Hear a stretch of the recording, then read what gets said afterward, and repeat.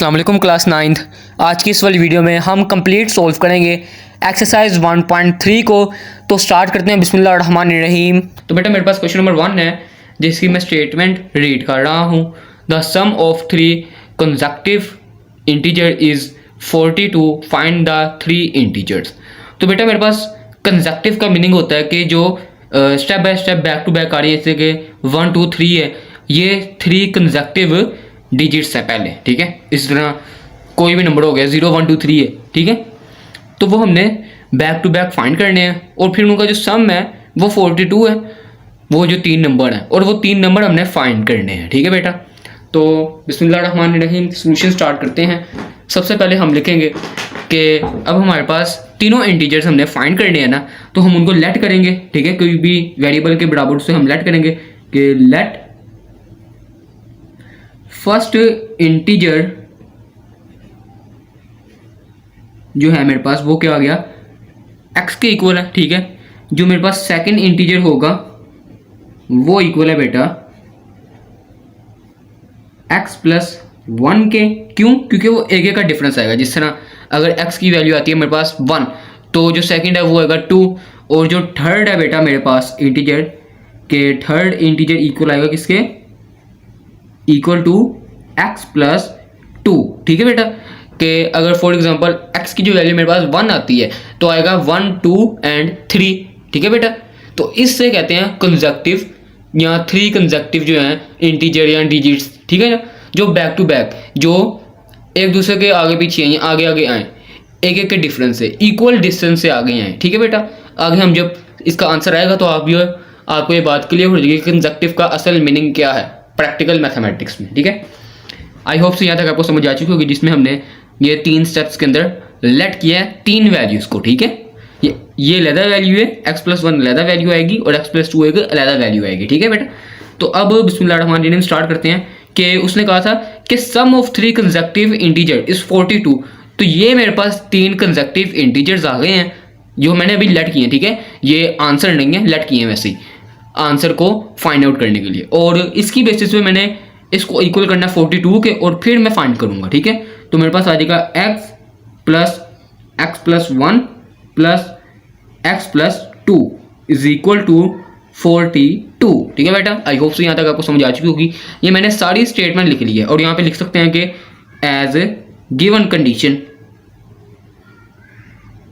कि हमें ये दिया हुआ है कि ये मेरे पास पहले x प्लस 1 दूसरा इंटीजर है और x प्लस 2 जो है वो तीसरा इंटीजर है। तो ये 3 इंटीजर जो कंसेक्टिव हैं उनको मैंने जब सम किया तो मेरे पास किसके इक्वल है, 42 के, ये मुझे गिवन है, और मैंने x की वैल्यू फाइंड आउट करनी है, जिसके बेसिस पे मुझे प्लस 1 प्लस 2 करके सेकंड और थर्ड भी मिल जाएगा। तो स्टार्ट करते हैं जी। अब मेरी बात सुने, यहाँ पे 3 दफ़ा x आ रहा है, x, तो मैं लिख लूँगा 3x, ठीक है, प्लस 2 प्लस 1 भी ऐड हो जाएगा तो 3 आ जाएगा, इज इक्वल टू 42, ठीक है बेटा। तो 3x इज इक्वल टू 42, यहाँ पे प्लस 3 है, वहाँ पे जाके हो जाएगा -3, फिर 3x is equal to 42 minus 3 हम करेंगे तो मेरे पास आ जाएगा बेटा 39। अब x हमने फाइंड करना है तो x इधर रहेगा और 39 के नीचे आ जाएगा, यानी कि यहाँ पे 3 मल्टीप्लाई है, वहाँ पे जाके हो जाएगा डिवाइड 39/3। अब मैं 39 को 3 पे डिवाइड करूँगा तो मेरे पास x की वैल्यू आ जाएगी 13, ठीक है बेटा। अब ये जो 13 आया इसको मैंने पुट करना है इन इक्वेशंस के अंदर कि x 1 था, प्लस 1 है और प्लस 2 है। तो मैं ऐसे लिख सकता हूँ कि द 3 इंटीजर्स आर 13, 14 एंड 15। तो ये बेटा जी मेरा आंसर आ गया क्वेश्चन नंबर 1 का, ठीक है।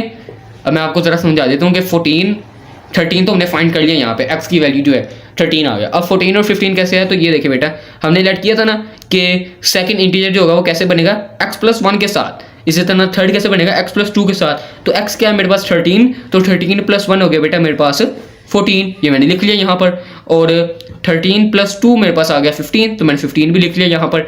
तो इस बेसिस पे मेरे पास जो फाइनल आंसर आया वो है द 3 इंटीजर्स आर 13, 14 एंड 15। तो बस बेटा अब हमारा क्वेश्चन नंबर 1 सोल्व हो चुका है। अब आगे चलते हैं हम क्वेश्चन नंबर 2 की तरफ। जी तो बेटा आगे मेरे पास है क्वेश्चन नंबर 2। क्वेश्चन नंबर 2 की स्टेटमेंट है the diagram shows right angle triangle A B C. ये जो सिंबल होता है ना बेटा, ये वाला, ये होता है ट्रायंगल का। ठीक है, ट्रायंगल क्या होता है? जिसके 4 वर्टेक्सेस होते हैं, यानी कि कोने।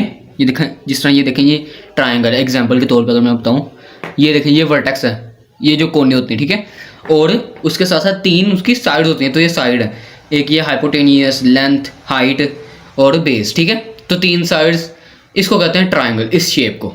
और क्या लिखा गया है? The diagram shows right angle. तो ये राइट एंगल उसे कहते हैं जिसमें कोई सा एक एंगल जो है ट्रायंगल का वो 90 डिग्री का हो। तो ये बेटा हमें दिया हुआ है 90 डिग्री का एंगल। ठीक है, इन which the length of A सी। अब जो ए सी है यहाँ पे हमें दिया हुआ है, ये बुक में आपको डायग्राम दी हुई है, मैंने वही बनाई है यहाँ पे। ठीक है, ये नहीं कि अपने से मैंने ये एक्सप्लेनेशन जो हमें दी है उसकी बेसिस पे मैंने बनाई है, बुक वाली है same.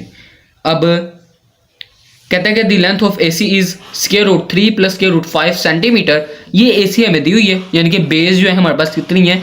Square root 3 plus square root 5 centimetre. ठीक है, the area of triangle A B C is 1 plus square root 15 centimetre square.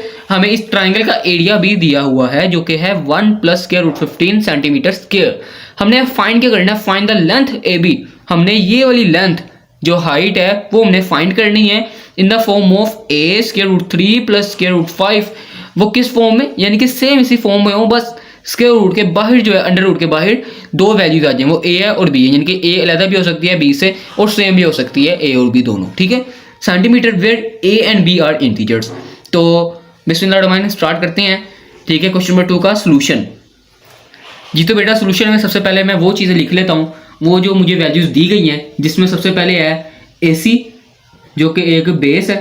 ठीक है, कि A C is equal to square root 3 plus square root 5 centimetre. ठीक है बेटा, ये centimetre से मुराद है, दोनों सेंटीमीटर के अंदर है, ब्रैकेट का मीनिंग है ये। The area of triangle A B C. अच्छा, ट्राइंगल ए बी सी का मुझे एरिया दिया गया है, area of triangle A B C is equal to 1 plus square root 15 centimetre square. ठीक है बेटा, उसके बाद मैंने फाइंड क्या करना है? तो मैंने ए बी को फाइंड करना है, ए बी लेंथ को मैंने फाइंड करना है। ठीक है बेटा, तो अब आपको मैं एक फॉर्मूला बता देता हूँ कि एरिया ऑफ ट्रायंगल का फॉर्मूला क्या होता है, वो आपने हमेशा याद रखना है। आगे भी अगली क्लासेस में, आगे क्वेश्चंस में आपके 9th क्लास में यूज होगा। ठीक है, तो एरिया ऑफ ट्रायंगल का फॉर्मूला होता है area of triangle is equal to 1/2, यानी कि हाफ, किसके हाफ? Base multiply height. ठीक है बेटा, तो ये आपने फॉर्मूला लाजमी से याद रखना है एरिया ऑफ ट्रायंगल का, जिसमें मेरे पास एरिया ऑफ ट्रायंगल जो है, यानी कि ट्रायंगल ए बी सी, वो गिवन है, वो कितना है? 1 plus square root 15 centimetre square. और बेस जो है मेरे पास बेटा कितनी है? तो बेस है मेरे पास ए सी, यानी कि ये दी गई है मुझे square root 3 plus square root 5 centimetre. और जो हाइट है यानी कि ए बी, वो मैंने बेटा फाइंड करनी है। तो फॉर्मूले में मैं वैल्यूज पुट कर लेता हूँ कि एरिया ऑफ ट्रायंगल जो है वो क्या है? ट्रायंगल ए बी सी है इज इक्वल टू 1/2, और बेस जो है मेरे पास कौन सी है बेटा? वो है ए सी, मल्टीप्लाई हाइट जो है बेटा मेरे पास कौन सी है? ए बी, वो मैंने फाइंड करनी है। अब मैं इनकी वैल्यूज पुट कर लेता हूँ यहाँ पे। तो ट्रायंगल ए बी सी जो है वो मेरे पास किसके इक्वल है? 1 प्लस स्क्वायर रूट 15 के। तो 1 प्लस स्क्वायर रूट 15 मैंने लिख लिया यहाँ पर। उसके बाद हाफ, यानी कि 1/2। ए सी जो है वो किसके इक्वल है? तो वो आ जाएगा square root 3 plus square root 5। ठीक है, मल्टीप्लाई जो ए बी है वो एज इट इज हम लिख लेंगे। क्यों? क्योंकि वो हमने फाइंड करना है, वो हमें गिवन नहीं है। आई होप सो आपको यहाँ तक समझ आ चुकी होगी। अब आगे जो है इन वैल्यूज को सोल्व करते हैं। सबसे पहले तो ये 2 जो यहाँ पे डिवाइड हो रहा है वो वहाँ पे जाके मल्टीप्लाई हो जाएगा 1 प्लस स्क्वायर रूट 15 के साथ। तो हम लिख लेंगे 2 इंटू 1 प्लस स्क्वायर रूट 15 और इज इक्वल टू ये जो square root 3 plus square root 5 है। अब यहाँ पर तो बेटा इसका कोई काम नहीं है, क्योंकि यहाँ पे ए बी है और ए बी की कोई वैल्यू हमारे पास नहीं है, तो हम इसकी बेसिस पे कुछ फाइंड नहीं कर पाएंगे। तो हम इसको यहाँ पे मल्टीप्लाई हो जाए, वहाँ पे जाके डिवाइड करवा देते हैं यहाँ पर, कि square root 3 plus square root 5। और बेटा यहाँ पर इजीली हम लिख लेंगे is equal to A B. ठीक है, आई होप सो कि आपको समझ आ चुका होगा कि हमने ये सारी वैल्यू जो है 1/2 इंटू स्क्वायर रूट 3 प्लस 5 को हमने कैसे यूटिलाइज किया और यहाँ से कैसे खत्म किया। अब हम इसको ऐसे भी लिख सकते हैं, और A B is equal to, क्योंकि हमने ए बी फाइंड करना है ना, तो वो बेटा मैंने लेफ्ट साइड पे लिख लिया, इज इक्वल टू, अब मैं इसको मल्टीप्लाई कर दूंगा 2 को 1 प्लस स्क्वायर रूट 15 के साथ, तो 2 1 2 प्लस 2 स्क्वायर रूट 15 आ गया बेटा मेरे पास। नीचे आ जाएगा square root 3 plus square root 5। I hope so आपको यहाँ तक समझ आ चुकी होगी। अब यहाँ तक हमने बेसिक क्वेश्चन सोल्व कर लिया, आगे चलते हैं इसके प्योर सॉल्यूशन की तरफ, जिसमें हम क्या करेंगे, इसको सबसे पहले डिनोमिनेटर में स्क्वायर रूट आ रहा है तो हम इसको बेटा रैशनलाइज करेंगे। रैशनलाइज करने का तरीका क्या होता है, बहुत सी वीडियोस में मैंने आपको पहले भी बताया कि रैशनलाइज करने के लिए हम इसे इसके कॉन्जुगेट से इसको मल्टीप्लाई और डिवाइड करेंगे। कॉन्जुगेट से मुराद कि इस ये प्लस है यहाँ पे तो माइनस में आ जाएगा, यानी कि साइन जो है वो चेंज हो जाएगा। मल्टीप्लाई कर देंगे इसके square root 3 minus square root 5 के साथ, और नीचे भी आ जाएगा square root 3 minus square root 5। अब नेक्स्ट स्टेप पे मेरे पास ये दोनों आमने सामने वाली 2 प्लस 2 स्क्वायर रूट 15 इसके साथ मल्टीप्लाई हो जाएगा स्क्वायर रूट 3 माइनस 5 के साथ, तो लिख लेते हैं 2 plus 2 square root 15 into square root 3 minus square root 5 आ गया बेटा मेरे पास। और नीचे जो है बेटा आ जाएगा, ये फॉर्मूला लग रहा है कि square root 3 plus square root 5 into square root 3 minus square root 5, तो a plus b a minus b का फॉर्मूला लग रहा है मेरे पास ये वाला, जिसके अकॉर्डिंग था a square minus b square is equal to a plus b into a minus b, जिसमें ए की वैल्यू मेरे पास है स्क्वायर रूट 3 और बी की वैल्यू मेरे पास है बेटा स्क्वायर रूट 5। तो मैं इसको सोल्व कर लेता हूँ जरा, कि ए स्क्वायर यानी कि स्क्वायर रूट 3 का whole square minus b square यानी कि स्क्वायर रूट 5 का होल स्क्वायर। अब बेटा यहाँ पर स्क्वायर रूट से कैंसिल, 5 में भी स्क्वायर रूट से कैंसिल, तो इसके बाद नेक्स्ट स्टेप पे डिनोमिनेटर में मेरे पास आ जाएगा, इन दोनों ब्रैकेट्स को मैंने मल्टीप्लाई करना है, तो सबसे पहले मैं अलग-अलग करके इसको ब्रेक डाउन करके मैं मल्टीप्लाई कर लूँगा, जिसका मतलब है कि 2 इस सारी वैल्यू के साथ मल्टीप्लाई, तो 2 into square root 3 minus square root 5, और उसके बाद प्लस 2 स्क्वायर रूट 15 भी इस सारी वैल्यू के साथ मल्टीप्लाई, तो मेरे पास आ जाएगा plus 2 square root 15 into square root 3 minus square root 5। ठीक है बेटा, नीचे डिनोमिनेटर में आ जाएगा मेरे पास 3, अब ये स्क्वायर रूट से कैंसिल हो गया तो 3 आ गया मेरे पास, बाकी माइनस स्क्वायर रूट से कैंसिल, तो बाकी मेरे पास यहाँ पे 5 आ गया, तो 3 माइनस 5 आ गया। ठीक है, अब नेक्स्ट स्टेप में करते हैं, अब हमने 2 को इसके साथ मल्टीप्लाई करना तो कर लेते हैं, 2 को मल्टीप्लाई करके स्क्वायर रूट 3 से तो आ जाएगा 2 स्क्वायर रूट 3, और माइनस के साइन के बाद 2 को मल्टीप्लाई करेंगे हम स्क्वायर रूट 5 के साथ, तो मेरे पास आ जाएगा 2 स्क्वायर रूट 5। अब उसके बाद यहाँ पर प्लस 2 को प्लस 2 स्क्वायर रूट 15 को मैंने इसके साथ मल्टीप्लाई करना है स्क्वायर रूट 3 के साथ, तो इस तरह लिख लेंगे प्लस 2 स्क्वायर रूट 15 डॉट का मीनिंग होता है मल्टीप्लाई डॉट स्क्वायर रूट 3। अब ये नेक्स्ट स्टेप में हम इसे ए के स्क्वायर रूट के अंदर लिख लेंगे। ठीक है, और फिर माइनस के साइन के बाद 2 square root 15 dot square root 5। ठीक है बेटा, नीचे डिनोमिनेटर में मेरे पास आ जाएगा 3 माइनस 5 इक्वल आएगा -2 के बेटा जी। तो बेटा अगर मैं अगले स्टेप में 2 स्क्वायर रूट 3 को ऐसे लिख लूँगा, -2 स्क्वायर रूट 5 को भी मैं ऐसे लिख लूँगा, और यहाँ पर बेटा मेरे पास आ जाएगा +2 स्क्वायर रूट एक दफ़ा, जिसमें 15 मल्टीप्लाई 3 आएगा, -2 स्क्वायर रूट एक मरतबा 15 मल्टीप्लाई 5 आएगा, और नेक्स्ट स्टेप में -2 एज इट इज़, और उससे नेक्स्ट स्टेप में हम करेंगे 2 square root 3 as it is, -2 square root 5 भी एज इट इज़, और यहाँ पर +2 लिखकर स्क्वायर रूट में मैं मल्टीप्लाई करूँगा 15 को 3 के साथ, तो बेटा मेरे पास आ जाएगा 45, और उसके बाद जब मैं -2 लिखकर स्क्वायर रूट के अंदर 15 को मल्टीप्लाई करूँगा बेटा 5 के साथ, तो मेरे पास आ जाएगा 75। ठीक है बेटा, और नीचे डिनोमिनेटर में मेरे पास आ जाएगा -2, और उससे नेक्स्ट स्टेप में हम लिख लेंगे 2 square root 3 as it is, -2 square root 5 भी एज इट इज़, +2। अब 45 का बेटा हमने एक्सपोनेंट पे करना है, ताकि हम ऊपर से ताकि हम इसको इसके साथ कट ऑफ कर सकें, यहाँ प्लस माइनस करके इसको आगे हम सोल्व कर सकें, ठीक है, सिंप्लीफाई कर सकें। लेकिन उससे पहले मुझे 45 को एक्सपोनेंट के अंदर चेंज करना पड़ेगा, तो इसके लिए मैं क्या करूँगा, इसका एलसीएम लूँगा। 45 का एलसीएम लेने के लिए एंड पे 5 आ रहा है, तो ऑब्वियसली मैं इसको 5 से डिवाइड करूँगा कि 5 9 जार 45, ठीक है। उसके बाद 3 पे 3 3 जार 9 एंड 3 1 जार 3, तो ये बेटा मेरे पास आ गया 45 का एलसीएम स्क्वायर रूट के अंदर 5 मल्टीप्लाई 3 का स्क्वायर माइनस 2। अब 75 का आगे मेरे पास है एलसीएम, तो 75 भी ऑब्वियसली 5 पे डिवाइड होगा, क्यों, क्योंकि उसके एंड पे आ रहा है 5। तो बेटा ये मेरे पास 5 जो है वो 15 पर चला जाएगा कि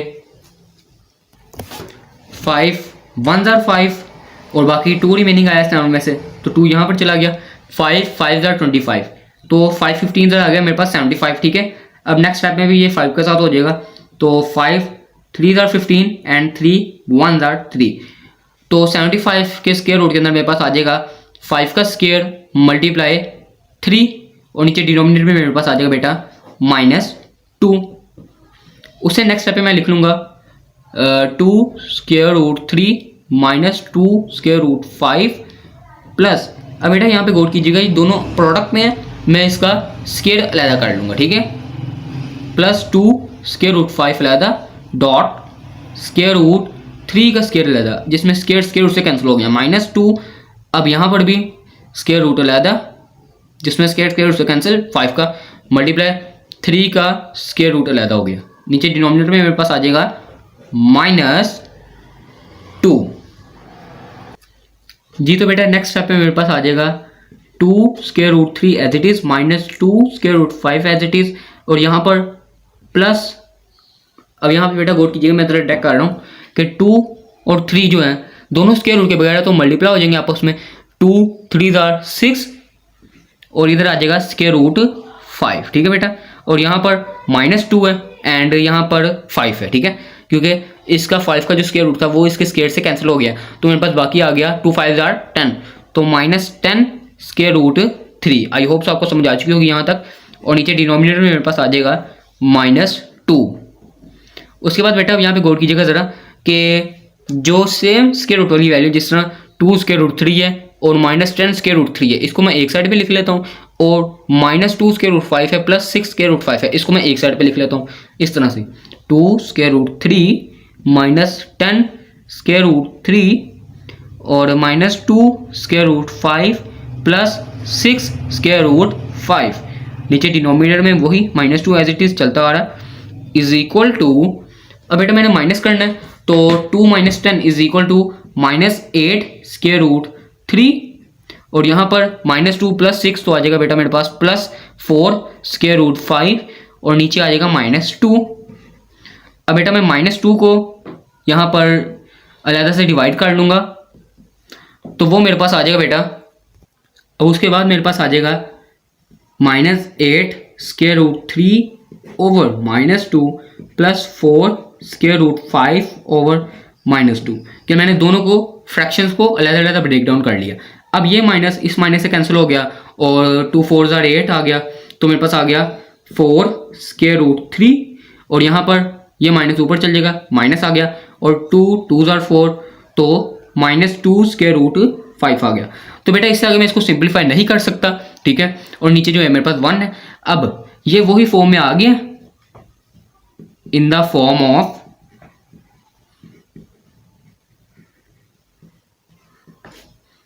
a square root 3 plus b square root 5, ठीक है बेटा।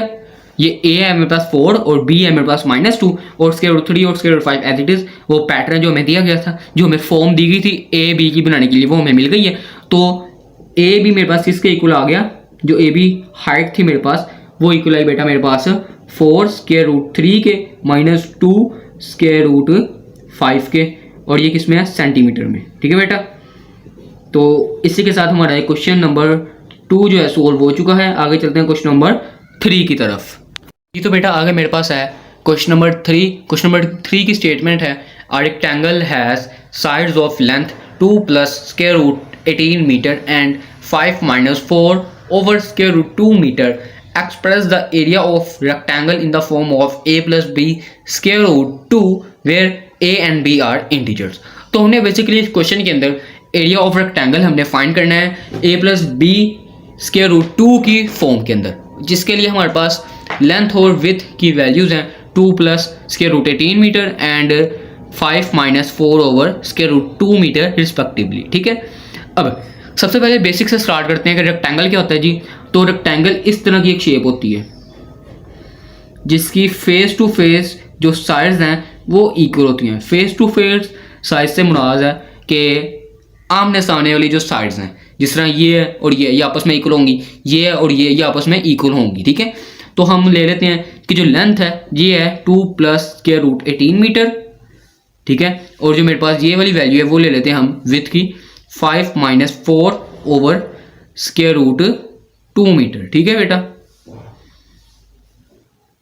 ठीक है। अब हमने फाइंड क्या करना है, ये मेरे पास तो हो गया ना गिवन। हमने फाइंड करना है एरिया ऑफ रेक्टेंगल। तो बिस्मिल्लाहिर्रहमानिर्रहीम स्टार्ट करते हैं अपना क्वेश्चन का सॉल्यूशन। के सबसे पहले आपने एक फॉर्मूला याद रखना है कि एरिया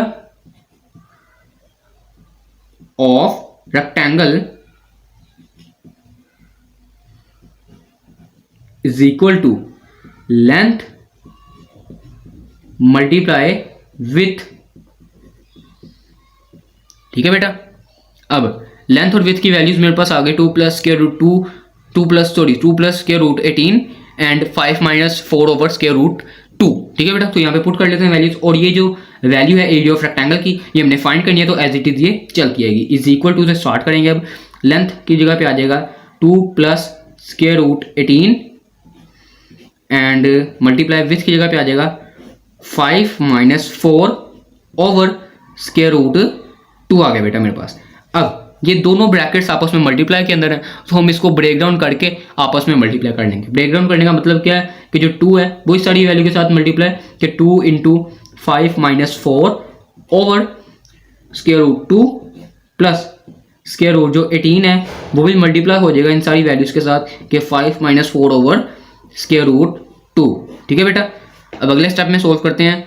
2 को मल्टीप्लाई कर देंगे 5 के साथ, तो आ जाएगा 2 5 10 माइनस के साइन के बाद 2 को मल्टीप्लाई करके हम 4 के साथ। तो अब बेटा यहाँ पर ज़रा गौर कीजिएगा कि मैंने ना 2 और 4 को डायरेक्ट मल्टीप्लाई नहीं करना, मैंने ऐसे लिखना है -2 माइनस ये वाला 4 वाला -2 मल्टीप्लाई 4 ओवर स्क्वायर रूट 2। अब एक क्योंकि आगे मैं आपको बताता हूँ अगले स्टेप में। प्लस इसको आगे सोल्व कर लेते हैं, plus 5 into square root 18 and minus 4 को मल्टीप्लाई कर देंगे स्क्वायर रूट 18 के साथ, और नीचे आ जाएगा डिनोमिनेटर में स्क्वायर रूट 2। ठीक है बेटा, अब अगले स्टेप में करते हैं जी। तो बेटा अब यहाँ पर ज़रा फोकस कीजिएगा कि ये 2 है ना, इसकी जगह पे मैं लिखूंगा square root 2 multiply square root 2। क्यों? क्योंकि square root 2 multiply square root 2 अगर हम करेंगे तो इसका मतलब है बेस सेम है, पावर्स 1 1 ऐड हो जाएंगी, यानी कि स्क्वायर रूट 2 का होल स्क्वायर हो जाएगा, और इसका जब स्क्वायर रूट से कैंसिल होगा तो मेरे पास बाकी आ जाएगा 2।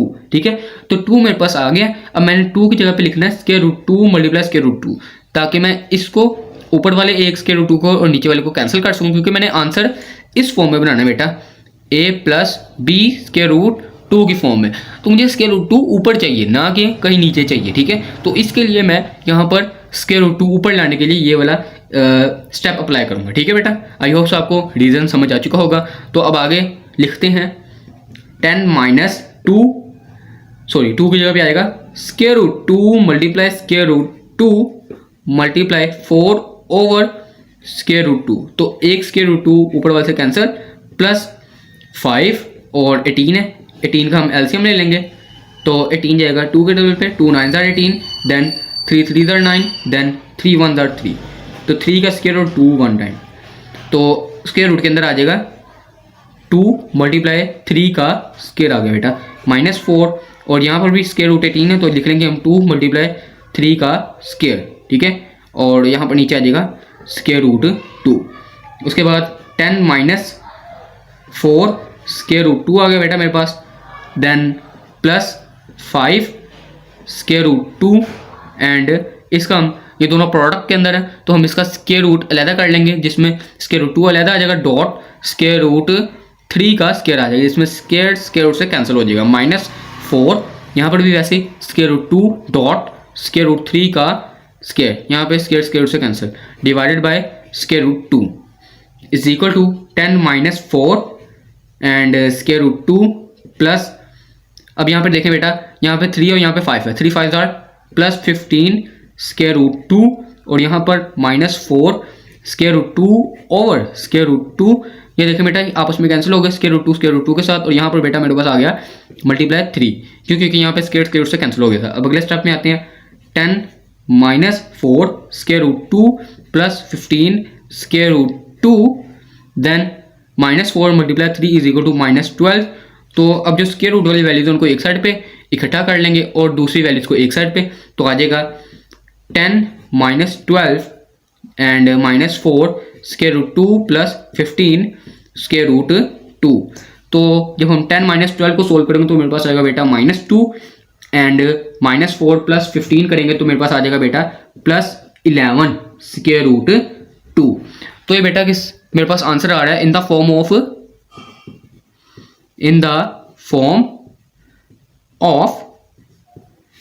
a plus b √2। तो मैंने यही तो फाइंड करना था कि एरिया मेरे पास आ गया, area of rectangle is equal to -2 plus 11 √2, और ये किस में है, तो पहले वाली वैल्यूज मेरे पास जो थी दूसरी वैल्यूज लेंथ और विड्थ की वो मीटर में थी, तो मैं मीटर मल्टीप्लाई मीटर करूंगा तो मेरे पास आ जाएगा मीटर का स्केयर, ठीक है। तो ये बेटा मेरे पास क्वेश्चन नंबर 3 का आंसर आ जाएगा। आई होप सो आपको समझ आ चुकी होगी इस क्वेश्चन की। अगर फिर भी आपको कोई क्वेश्चन हो तो आप लाजमी से कमेंट सेक्शन में मेरे से पूछ सकते हैं, मैं इंशाल्लाह आपको जवाब दे दूंगा। और अब आगे सोल्व करते हैं क्वेश्चन नंबर 4। तो बेटा आगे मेरे पास है क्वेश्चन नंबर 4।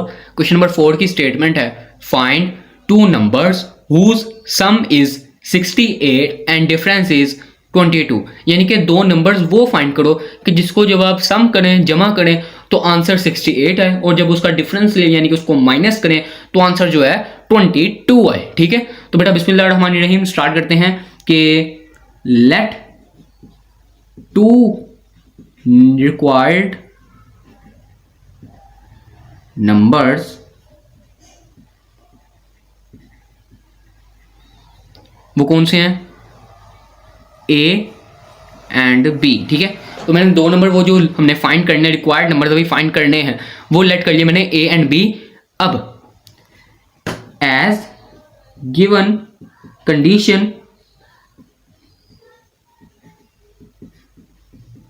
क्या बेटा मेरे पास कि जब मैं A को प्लस करूंगा B में तो आंसर आएगा 68।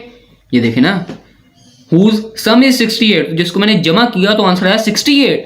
अब क्या करना है, एंड डिफरेंस इज 22, तो जब मैं इसको माइनस करूंगा A माइनस B तो आंसर क्या आ जाएगा, इज इक्वल टू 22, ठीक है। आई होप सो आपको इस दोनों स्टेप्स की समझ आ चुकी होगी। अब इसको मैं लेट कर लेता हूं, ये इक्वेशन 1 है मेरे पास और ये बेटा मेरे पास इक्वेशन नंबर 2 आ गई, ठीक है। अब नेक्स्ट स्टेप में हम एक स्टेटमेंट लिखेंगे कि नाउ एड इक्वेशन 1 एंड 2। तो इक्वेशन 1 और 2 को जब हम ऐड करेंगे तो मैं लिख लेता हूं यहां पे a plus b, a minus b is equal to 68 और 22। ये भी दोनों प्लस में है, ये भी दोनों प्लस में है और ये दोनों भी प्लस में है बेटा मेरे पास।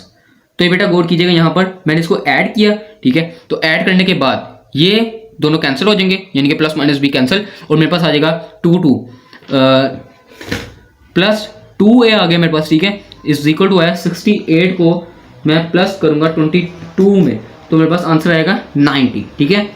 तो मेरे पास ये वैल्यू आ गई 2a इज इक्वल टू 90 ये ऐड करने के बाद, ठीक है। तो 2a इज इक्वल टू 90 को मैं अलग लाइन में लिखता हूँ, 2a इज इक्वल टू 90, और अब यहाँ पे 2 मल्टीप्लाई हो रहा है, वहाँ पे जाके डिवाइड हो जाएगा, तो a is equal to 90 over 2, then a is equal to 45, ठीक है। कि 2 को मल्टीप्लाई करेंगे 45 से, ये 90 को डिवाइड करेंगे 2 पे तो आएगा 45, ठीक है। तो a की वैल्यू मेरे पास आ चुकी है, a इज इक्वल टू 45। अब इसको हम किसी एक इक्वेशन में, पहली में या फिर दूसरी में, मैं रिकमेंड करूंगा कि आप फर्स्ट में ही पुट कर लें कि a plus b is equal to 68। अगर आप सेकंड में भी पुट करेंगे तो आंसर आपका वही आएगा जिसमें जो कि फर्स्ट में पुट करके आएगा, ठीक है। तो फर्स्ट इक्वेशन में पुट करेंगे हम ए की जगह पे 45 और 68 एज इट इज़, तो उसकी बेसिस पे हमारा बी का आंसर आ जाएगा। तो बेटा अब आगे मैं लिख लूँगा put a is equal to 45 in equation 1। तो इक्वेशन 1 क्या थी बेटा मेरे पास, a plus b is equal to 68, तो a की जगह पे मैं लिखूंगा 45 plus b is equal to 68। तो बेटा अब आगे मेरे पास आ जाएगा b इज इक्वल टू 68, तो 45 जो यहाँ था यहाँ पे प्लस में था, वहाँ पे जाके हो जाएगा माइनस, तो 68 माइनस 45 बेटा मेरे पास आ जाएगा b इज इक्वल टू 23, ठीक है। तो ये मेरे पास b की वैल्यू आ गई। तो इस पैटर्न को फॉलो करते हुए हमने a और b दोनों की वैल्यू फाइंड कर ली, जो कि है मेरे पास a इज इक्वल टू आया बेटा मेरे पास 45 एंड b मेरे पास आ गया बेटा 23। क्वेश्चन नंबर 5 की स्टेटमेंट मैं रीड कर रहा हूँ। The weather in Lahore was unusually warm during the summer of 2024। तो इसका मतलब है कि जो लाहौर में वेदर है यानी कि मौसम है वो अमूमन जो है गर्म रहता है, समर में रहा है, समर में यानी कि मौसम गर्मा के अंदर 2024 में, ठीक है। The TV news reported a temperature as high as 48 degree Celsius. तो टीवी न्यूज़ पर जो हमें टेम्परेचर मिला है वो है 48 degree Celsius highest by using the formula F is equal to, F में से मुराद है Fahrenheit, degree is equal to 9/5 degree Celsius plus 32। तो ये हमें फॉर्मूला दिया गया है, ठीक है, जिसके बेसिस पे हमने क्या फाइंड करना है, find the temperature as Fahrenheit scale. तो बेसिकली इस पूरी स्टेटमेंट में जो मेन दो बातें हैं वो ये है कि हमारे पास डिग्री सेल्सियस में 48 डिग्री सेल्सियस हमें वैल्यू दी गई है, इसको हमने कन्वर्ट करना है फ़ारेनहाइट स्केल के अंदर, जिसका हमें फॉर्मूला भी दे दिया गया। हमने सिर्फ मल्टीप्लाई डिवाइड और प्लस करना है और फिर हमारा फ़ारेनहाइट स्केल में आंसर आ जाएगा। तो बेटा बिस्मिल्लाह रहमान रहीम, आंसर स्टार्ट करते हैं अपना, सोल्यूशन स्टार्ट करते हैं। कि सबसे पहले हमारे पास जो गिवन चीज़ है वो है 48 डिग्री सेल्सियस टेम्परेचर। तो मैं लिख लूँगा टेम्परेचर, बट जो टेम्परेचर होगा वो मैं लिखूँगा डिग्री सेल्सियस के अंदर, ठीक है। टेम्परेचर डिग्री सेल्सियस में कितना है, 48 डिग्री सेल्सियस। तो ये बेटा मुझे गिवन है, ठीक है। उसके बाद जो फॉर्मूला मैंने यूज़ करना है फ़ारेनहाइट के अंदर कन्वर्ट करने के लिए वो भी मुझे गिवन है क्वेश्चन के अंदर, जो कि है Fahrenheit is equal to 9/5 degree Celsius plus 32। जी तो बेटा इस फॉर्मूला के अंदर हमने सी की जगह पे 48 डिग्री सेल्सियस पुट करना है, यानी कि 48 पुट करना है, फिर उसे सोल्व करके हमारा फ़ारेनहाइट में आंसर आ जाएगा। तो इज इक्वल टू 9/5 सी की जगह पे यानी कि सेल्सियस की जगह पे मैं लिख दूंगा 48 प्लस 32। तो अब नेक्स्ट स्टेप के अंदर मैं 9 को सबसे पहले मल्टीप्लाई कर लूँगा 48 के साथ। तो जो मैं 9 को मल्टीप्लाई करूँगा 48 के साथ तो बेटा मेरे पास आ जाएगा 432/5 प्लस 32, ठीक है बेटा। अब मैं उसके बाद 432 को डिवाइड कर लूँगा 5 पर, तो मेरे पास आ जाएगा 86.4। इसमें मैं ऐड कर दूंगा 32 को, तो मेरा आंसर आ जाएगा फ़ारेनहाइट के अंदर तो 86.4 प्लस 32, तो वो बेटा मेरे पास आता है is equal to 118.4 degree Fahrenheit, ठीक है। तो ये मेरे पास आ गया बेटा टेम्परेचर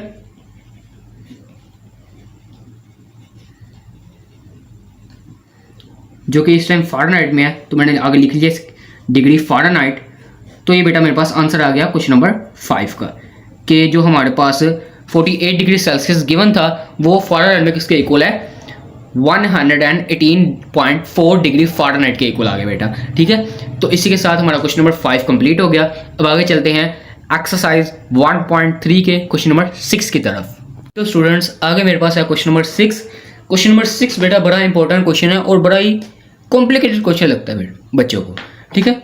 तो मैं ना आपको इसको एक तरीके से करवाऊंगा कि थोड़ा थोड़ा करके मैं आपको समझाऊंगा, ठीक है। एक ही दफ़ा मैं पूरी स्टेटमेंट लिखने नहीं बैठ जाऊंगा, ना ही आपको समझाने शुरू हो जाऊंगा कि इसको हम ऐसे करेंगे फिर ऐसे करेंगे फिर ऐसे करेंगे। स्टेटमेंट्स को ब्रेक एंड डाउन करेंगे, ठीक है, इसको डिवाइड करेंगे, फिर जो है इसका सोल्यूशन ईजिली पॉसिबल हो सकेगा, ठीक है।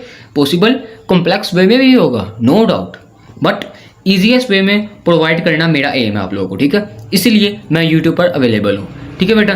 तो अब स्टार्ट करते हैं क्वेश्चन नंबर 6। क्वेश्चन नंबर 6 है the sum of the ages of father and son is 72 years.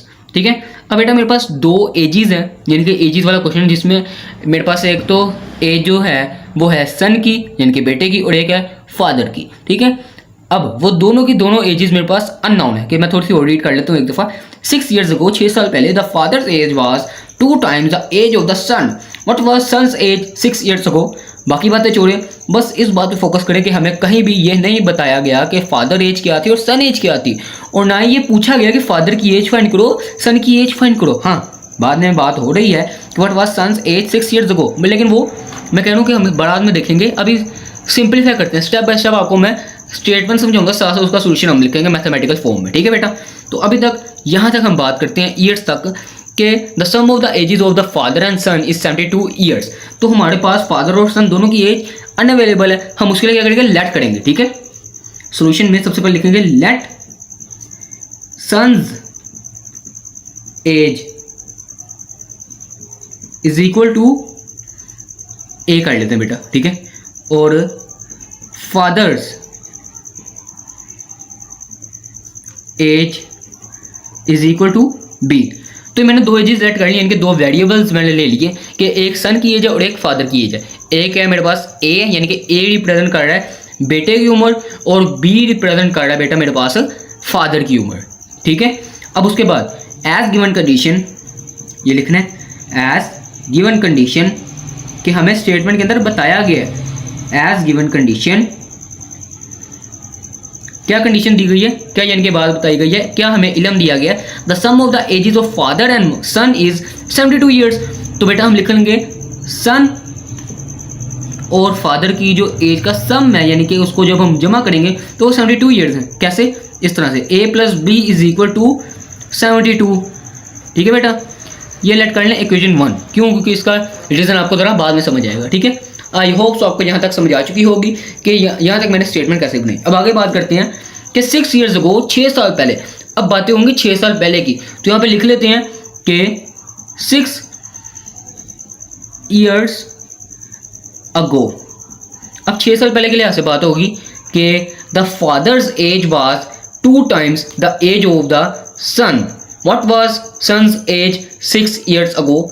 तो बेटा अब हमें क्या कहा गया है कि जो फादर की उम्र थी आज से 6 साल पहले, वो डबल थी सन की एज के, लेकिन आपने फाइंड क्या करना है, सन की एज फाइंड करनी है जो कि 6 साल पहले थी। ठीक है, फादर की उम्र हमें सिर्फ एक हिंट के तौर पे बताई गई है जो कि डबल थी, यानी कि हम 2 से उसे मल्टीप्लाई करेंगे। बट उससे पहले आगे चलने से पहले मैं आपको 6 years ago जो मैंने लिखा इसका बता देता हूँ कि इसके लिए हम लिखेंगे कि 6 साल पहले सन्स एज कितनी थी, यानी कि बेटे की उम्र, यानी कि हमें नहीं ना पता तो हम लिख लेंगे ए तो हमें पता है, ए और बी हमें पता चल गया।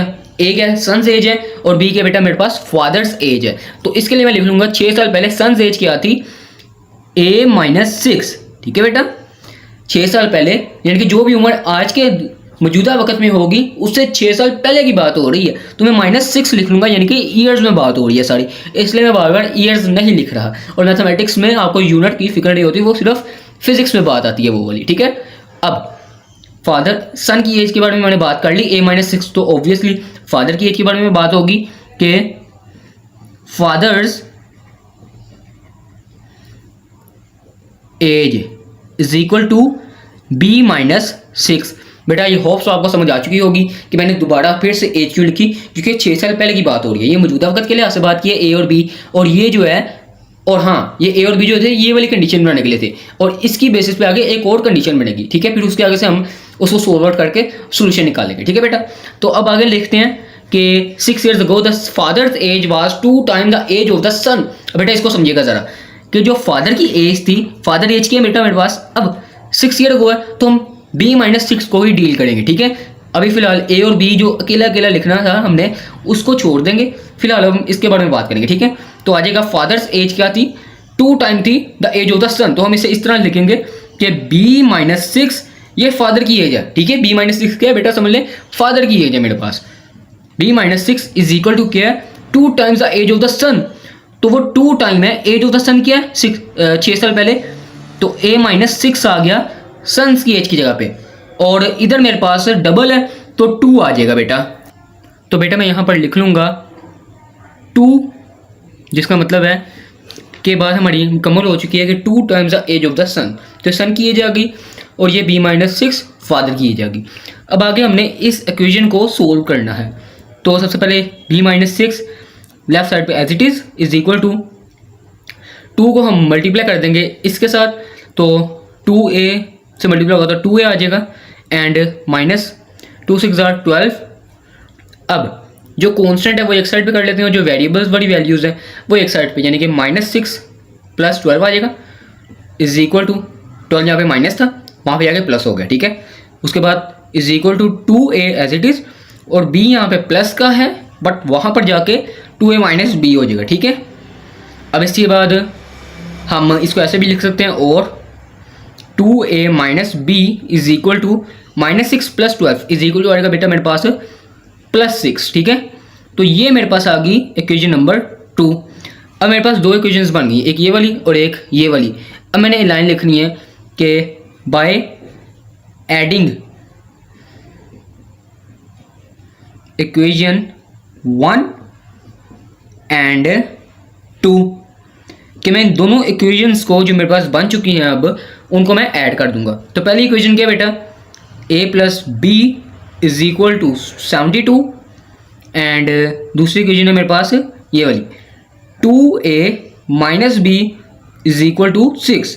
अब प्लस b माइनस b आपस में कैंसिल, ये 1a है और ये 2a, तो 2 + 1 हो जाएगा बेटा मेरे पास 3 आ जाएगा इसकी जगह पे, इज इक्वल टू 72 + 6, तो आ जाएगा बेटा मेरे पास 78। अब 3 यहाँ पे मल्टीप्लाई है, वहाँ पर जाके हो जाएगा डिवाइड, तो a is equal to 78 over 3।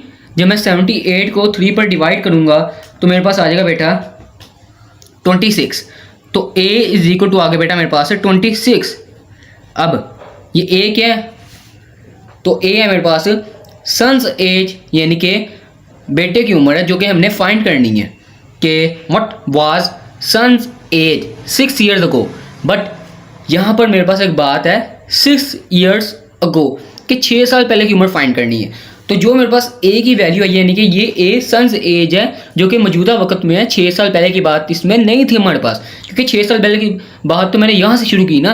तो अब a आया, a इज इक्वल टू 26, तो 26 में से मैं माइनस कर दूंगा 6 को, यानी कि ये वाली वैल्यू लगेगी ये कि a - 6, क्यों, क्योंकि ये 6 ईयर्स अगो की बात हो रही है, ठीक है।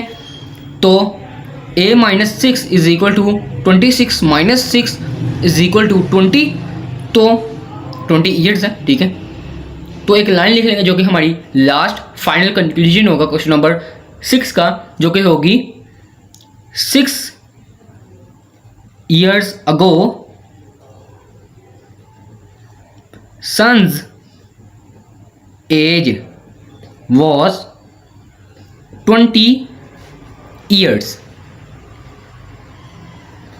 ठीक है बेटा।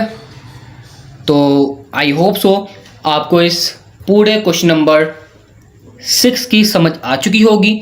मैंने बहुत ही ईजीएस्ट वे में समझाने की कोशिश की है। फिर भी अगर कोई आपका डाउट हो किसी भी क्वेश्चन के बारे में जो कि इस वीडियो में समझाया गया है, तो आप लाजमी से कमेंट सेक्शन में पूछ सकते हैं। अब आगे चलते हैं हम क्वेश्चन नंबर 7 की तरफ। जी तो बेटा आगे हम सोल्व करते हैं क्वेश्चन नंबर 7। क्वेश्चन नंबर 7 है, Mirha bought a toy for 1500 rupees and sold for 1520 rupees, what was her profit percentage. तो मिरहा नाम की एक पर्सन है, उसने एक खिलौना खरीदा है 1500 रुपये का और उसे बेचा है 1520 रुपये का। तो हमने उसकी प्रॉफिट परसेंटेज कैलकुलेट करनी है। तो बिस्मिल्लाहिर्रहमानिर्रहीम बेटा, सबसे पहले हमारे पास जो फैक्टर आ जाएगा सॉल्यूशन के अंदर वो होगा कि CP, यानी कि कॉस्ट प्राइस, जो कि CP है उसकी शॉर्ट फॉर्म, ठीक है। और वो क्या है, रुपीज़ 1500 रुपये हमारा CP है, यानी कि कॉस्ट प्राइस है, यानी कि मिरहा ने 1500 रुपये का वो खिलौना खरीदा है। उसके बाद मेरे पास दूसरा फैक्टर आ जाएगा SP, जो कि होता है सेल प्राइस, कि जिस कीमत पर उसको बेचा है, ठीक है, जो कि है मेरे पास 1520 रुपये, is equal to rupees 1520 rupees. And now मेरे पास जो मेन फैक्टर है वो है what was her profit percentage. तो उसका प्रॉफिट परसेंटेज कितना होगा। प्रॉफिट परसेंटेज कैलकुलेट करने से पहले मेरे पास एक चीज होनी चाहिए जो कि है सिंपल प्रॉफिट। अब प्रॉफिट फाइंड करने का तरीका क्या होगा, प्रॉफिट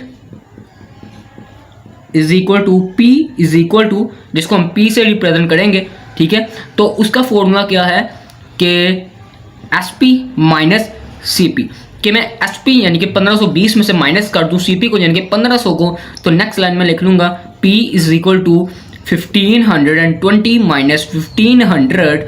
तो बेटा मेरे पास आ जाएगा कि 1520 में से मैंने 1500 निकाल दिया तो मेरे पास बाकी बचेगा 20 रुपये। P is equal to 20। अब ये प्रॉफिट है तो प्रॉफिट मेरे पास कितना आ गया, profit is equal to P is equal to 20 rupees, ठीक है बेटा। तो मेरे पास प्रॉफिट आ गया 20 रुपीज।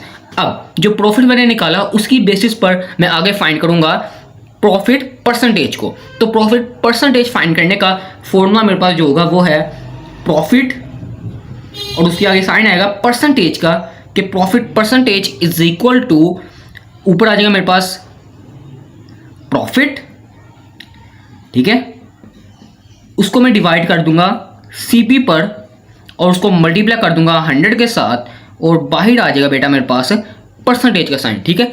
तो ये फॉर्मूला है मेरे पास प्रॉफिट परसेंटेज कैलकुलेट करने का, जिसमें सबसे पहले प्रॉफिट है यानी कि 20 रुपीज़ और सीपी है मेरे पास यानी कि 1500 रुपीज़ और मैं उसे मल्टीप्लाई कर दूंगा 100 के साथ, तो मेरे पास परसेंटेज में आंसर आएगा जो कि प्रॉफिट परसेंटेज होगी मिरहा के जो 20 रुपीज़ का प्रॉफिट है उसकी, ठीक है।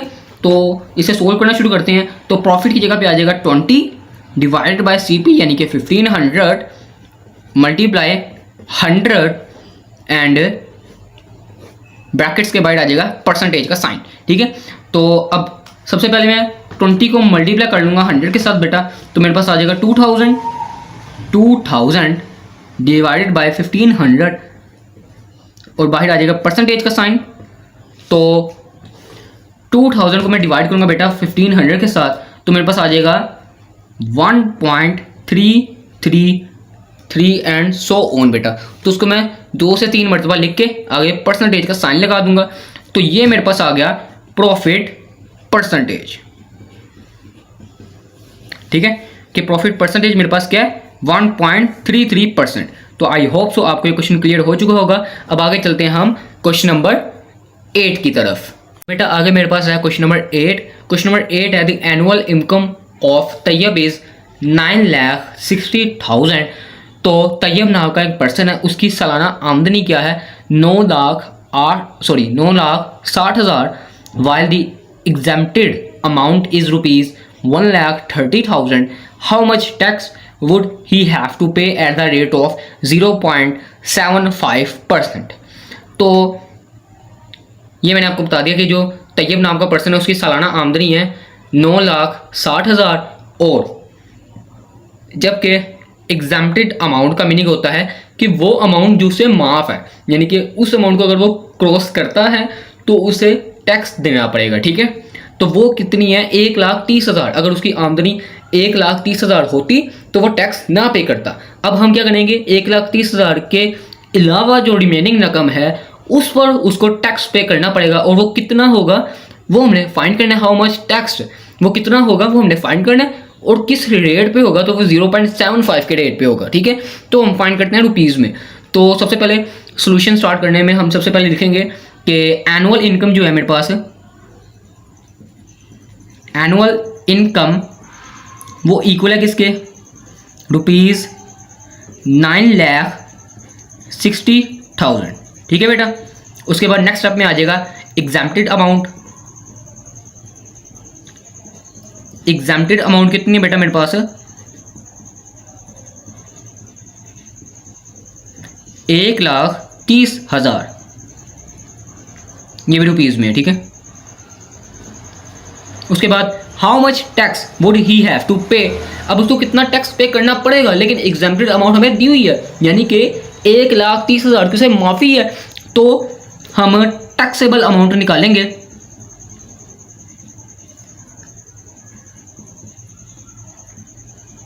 टैक्सेबल अमाउंट कैसे निकालेंगे, 9,60,000 को माइनस करेंगे 1,30,000 30,000 में से, ठीक है। बाकी मेरे पास रह जाएगा, जब 9,60,000 में से मैंने निकाला 1,30,000, तो मेरे पास बाकी रह गया 8,30,000 रुपये, ठीक है बेटा। बट अब इसका मैंने टैक्सेबल अमाउंट फाइंड करना है, तो ये उसकी रिमेनिंग अमाउंट है, ठीक है, या रिमेनिंग एनुअल इनकम है जिस पर वो टैक्स पे कर रहा है। किस रेट से? 0.75 के रेट से। लेकिन वो कितना पे करेगा, एग्जैक्ट कितने रुपीज़ पे करेगा गवर्नमेंट को, तो वो हमने फाइंड करना है। तो उसका पैटर्न क्या होगा, हमें जो रेट दिया गया 0.75%, इसको हम एज इट इज़ मल्टीप्लाई करवा देंगे एग्जेम्प्टेड अमाउंट के बाद जो वैल्यू आई है, जो कि इस क्वेश्चन में है 8,30,000। तो 8,30,000 के साथ मल्टीप्लाई कर देंगे 0.75% को, ठीक है बेटा। उसके बाद 8,30,000 एज इट इज और मल्टीप्लाई 0.75 परसेंटेज के साइन की जगह पे हम लिखेंगे 1/100, ठीक है बेटा। अब हमने सबसे पहले इसको इसके साथ मल्टीप्लाई करना है, फिर जो आंसर आएगा इसको 100 पे डिवाइड करना है, तो हमारे पास एग्जैक्ट टैक्सेबल अमाउंट आ जाएगी जो कि वो टैक्स पे करेगा, ठीक है। तो सबसे पहले मैं 8,30,000 को मल्टीप्लाई कर लेता हूँ 0.75 के साथ, तो मेरे पास आ जाएगा 622,500, ठीक है। उसको डिवाइड करना है हमने 100 के साथ। अब ये 20 इस 20 से कैंसिल हो गए, तो मेरे पास आ गया जो टैक्सेबल अमाउंट है वो हो जाएगी बेटा, तैयब के लिए टैक्सेबल अमाउंट क्या होगी, ₹6,225, ठीक है।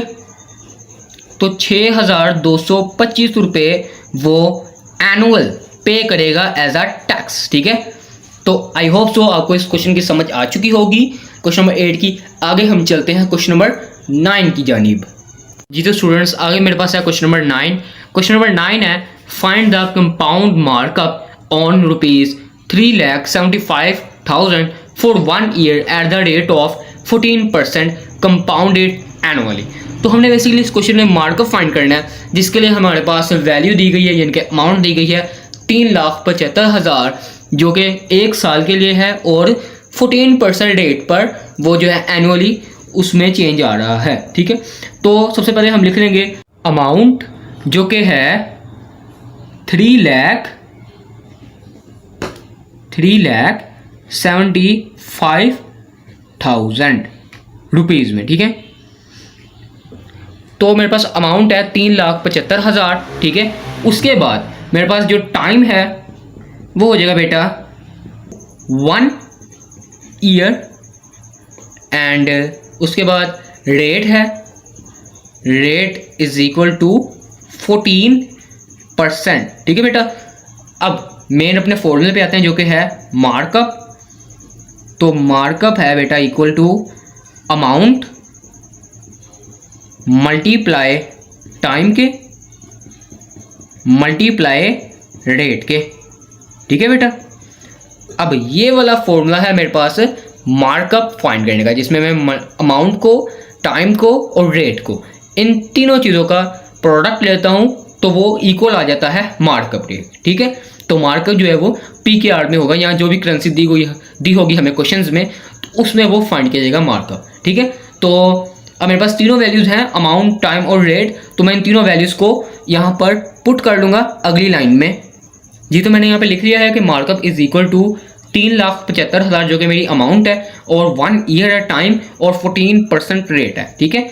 अगली लाइन में हम लिख लेंगे 3,75,000 बट 1 जो है उसको मल्टीप्लाई करेंगे तो 1 ही आ जाएगा, तो हम उसको रहने देकर लिख लेना बार बार, और मल्टीप्लाई 14 है, बट परसेंटेज के साइन की जगह पे आ जाएगा डिवाइडेड बाय 100, ठीक है। अब ये 2 0 100 के, इनके 2 0 से कैंसिल हो गए, बाकी हमारे पास रह गया 3,750 मल्टीप्लाई 14। तो अब हम इसको मल्टीप्लाई कर लेते हैं, तो 3,750 को 14 के साथ मल्टीप्लाई करने से मेरे पास आ जाएगा मार्कअप इज इक्वल टू ₹52,500, ठीक है। तो मेरे पास मार्कअप आ गया क्वेश्चन नंबर 9 का, जो कि है ₹52,500। जी तो बेटा इसी के साथ हमारी एक्सेस 1.3 एंड हो चुकी है। तो मिलते हैं अगली वीडियो में, तब तक के लिए अल्लाह हाफिज़।